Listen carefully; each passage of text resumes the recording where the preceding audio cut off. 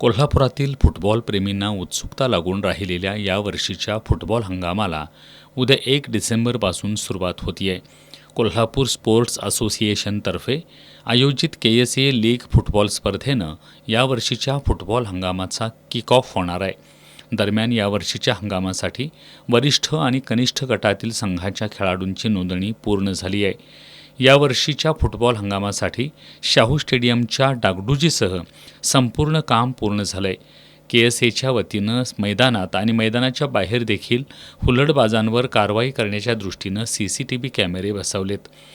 मैदानातील सामन्याची स्थिती फुटबॉलप्रेमी प्रेक्षकांना समजण्यासाठी साऊंड सिस्टीमसह स्कोअर बोर्ड उभारण्यात आला आहे.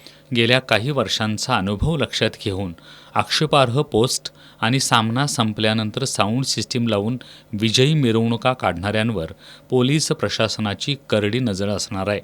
उद्यापासून सुरू होणाऱ्या फुटबॉल हंगामासाठी सर्वतोपरी तयारी झाली असून सर्वांनी हुलडबाजी न करता सामन्याचा आनंद घ्यावा असं आवाहन KSAचे सेक्रेटरी माणिक मंडलिक यांनी केलं आहे.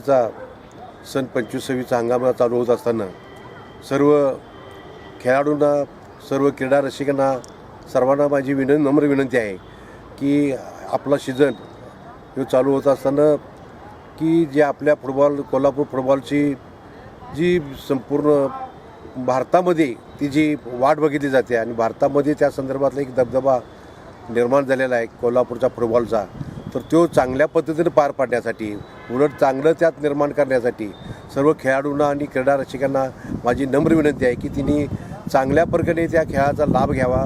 शांतते यावर्षी कोल्हापूर स्पोर्ट्स असोसिएशनसोबत पोलीस प्रशासनाने देखील योग्य ती खबरदारी घेतली आहे.